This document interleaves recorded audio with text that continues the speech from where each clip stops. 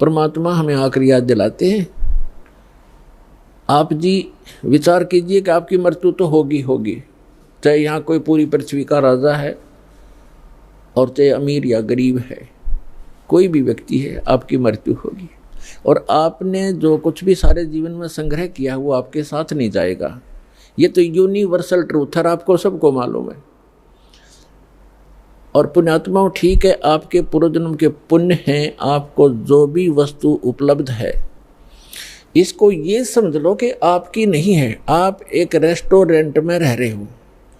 अब जैसे अच्छे पूंजी वाले व्यक्ति, सेठ धनी व्यक्ति अच्छे रेस्टोरेंट में जाकर के अपना 1, 2, 3, 4 जैसा भी वो वहाँ दिन रात व्यतीत करना चाहते हैं, तो उनके पास पैसा घना है, तो वे हाई क्लास के, हाई क्वालिटी के रेस्टोरेंट के अंदर रह रहे हैं। वहाँ सुविधाएं अच्छी हैं, सोफ़ा सेट हैं, बढ़िया पलंग हैं, टीवी रखे हैं, सारी व्यवस्था है वहाँ पर। बैल बजा दी, बैरा आ गया, जो वस्तु मांगी उपलब्ध होगी खाने और पीने की।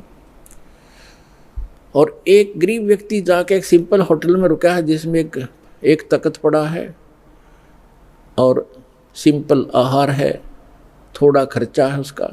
तो ऐसा ही समझ लो आप, जो गरीब है वो एक सिंपल होटल में रह रहा है, अमीर है वो बड़े होटल में रह रहा है, लेकिन वस्तु किसी की नहीं। वहाँ पर होटल में गए व्यक्ति को पता होता है कि यहाँ तेरी वस्तु कोई नहीं है, इनको प्रयोग कर सकता है, वो भी अपने खर्चे से।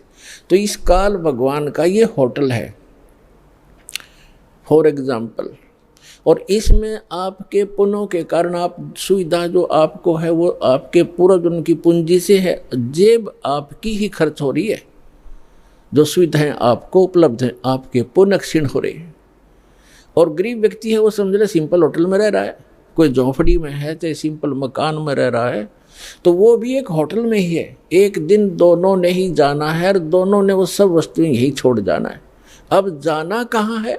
स्वदेश को जाना है। होटल में व्यक्ति वही रहता है जो विदेश गया हुआ है, अपने घर से बाहर है।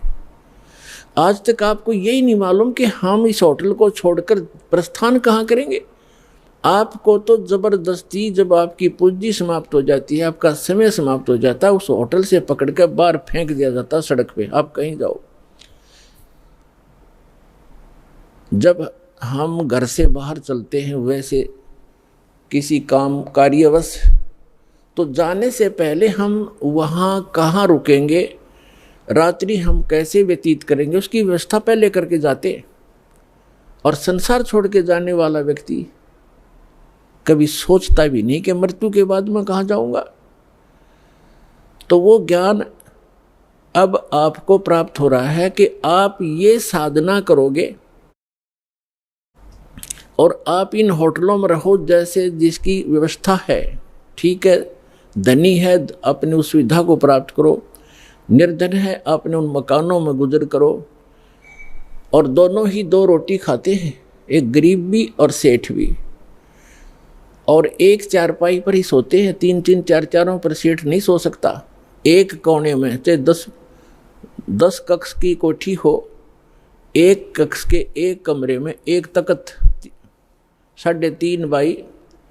परमात्मा कहते हैं क्या चढ़ावा मेंढिया और लंबी भीत उसार, घरता 3.5 हाथ गणाता 4.25। यानी आपको लेटने के लिए अपने हाथ, ये हाथ होता है इतना, प्रत्येक का शरीर अपने 3.5 हाथ का होता है, 3.5 हाथ का। तो परमात्मा कहते हैं आपने 20 कक्ष की कोठी बना रखी है, उसमें 3.5 हाथ और बाई 1 हाथ, भाई इतनी जगह की जरूरत है आपको। बाकी उस कोठी की शर्मा मार ले, क्या बनेगा उसका? समय खोया, अपना जीवन व्यर्थ किया।